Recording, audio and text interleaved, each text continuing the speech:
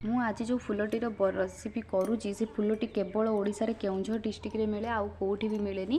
ଆପଣଙ୍କର ଦେଖିବେ କେଉଁଝରରେ ଏଇ ଫୁଲଟି ମିଳେ। ଏଇ ଫୁଲଟି ବହୁତ ହି ଫେମସ୍, ଆଉ ଆକୁ ଭାଜିକି ଖାଇଲେ ବହୁତ ହି ରୋଗ ବାଗ ବି ଆପଣଙ୍କର ଦୂର ହେଇଯିବ, ଆଉ ଫୁଲଟି ହିଁ ଭଲ ବି ଲାଗିବ ଖାଇବା ପାଇଁ। ତ ପ୍ରଥମେ ତାକୁ ବାଛି ନେବେ, ଯେଉଁ ଫୁଲଟିକୁ ଭଲ ଭାବରେ ବାଛି ନେବେ। ବାଛି ଦେଇକି ତାକୁ ପାଣିରେ ଟିକେ ଭଲ ଭାବରେ ଧୋଇ ନେବେ। ତାପରେ ଗ୍ୟାସ୍ରେ କିଛି ପାଣି ଗରମ କରିକି ସେଥିରେ ଟିକେ ହଳଦୀ ଲୁଣ ଦେଇକି ତାକୁ ସିଝେଇ ନେବେ। ଭାବରେ ଯେତେବେଳେ ଫୁଲ ଆପଣଙ୍କର ସିଝିଯିବ, ତାକୁ ଏଇଭଳି ଭାବରେ ଦେଖନ୍ତୁ ମୋ ଫୁଲ ସିଝିଗଲାଣି। ତ ମୁଁ କ'ଣ କଲି ନା ତାକୁ ଗୋଟେ ଜାଗାକୁ ଛାଣି ଆଣିଲି। କଷା ପାଣିଟା ବାହାରିଲା, ତାକୁ ଅଲଗା ଜାଗାକୁ ମୁଁ ଫୋପାଡ଼ି ନେଲି। ତାକୁ ଦେଖନ୍ତୁ ଏଇଭଳି ଭାବରେ ଛାଣିବେ, ଯେମିତି ପାଣି ସେଥିରେ ଟିକେ ବି ରହିବନି, ନହେଲେ ଫୁଲ ଆପଣଙ୍କର କଷା ଲାଗିବ।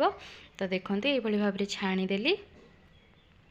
ତ ଛାଣି ସାରିଲା ପରେ ତାପରେ ଆପଣ ଅଲଗା ଜାଗାରେ କ'ଣ କରିବେ ନା ଟମାଟୋ ପିଆଜକୁ ଯେଉଁ କାଟିକି ରଖିଥିବେ ତାକୁ ସାଇତିକି ରଖିନେବେ। ତାପରେ କଡ଼େଇରେ ଆପଣଙ୍କର ତେଲ ଗରମ କରି କିଛି ବଡ଼ି ଭାଜିଦେବେ, କାହିଁକିନା ବଡ଼ିଟି ସେ ଫୁଲରେ ପକାଇଲେ ବହୁତ ହି ଟେଷ୍ଟିଆସ୍ ଲାଗିଥାଏ।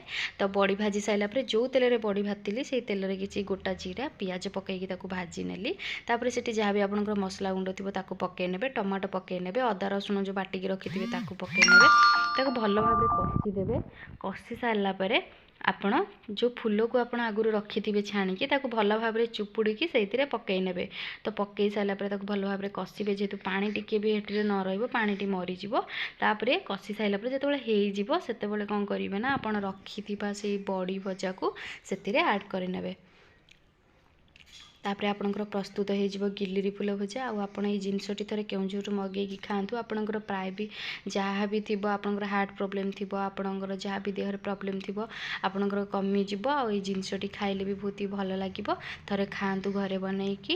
ଏଇ ରେସିପିଟି ଘରେ ବି ଥରେ ବନାନ୍ତୁ, କେଉଁଝରରୁ ଫୁଲଟି ମଗେଇକି ଗିଲିରି ଫୁଲ ଭଜା। ତ ଧନ୍ୟବାଦ ଭିଡ଼ିଓଟିକୁ ଦେଖିଥିବାରୁ। ଭିଡ଼ିଓଟିକୁ ଲାଇକ୍ ସେୟାର ସବସ୍କ୍ରାଇବ୍ କରନ୍ତୁ, ଆଉ ଏମିତି ମାତ୍ରାରେ ସେୟାର କରନ୍ତୁ ଯେମିତି ସମସ୍ତଙ୍କ ପାଖରେ ଏ ଫୁଲ ପହଞ୍ଚି ପାରିବ।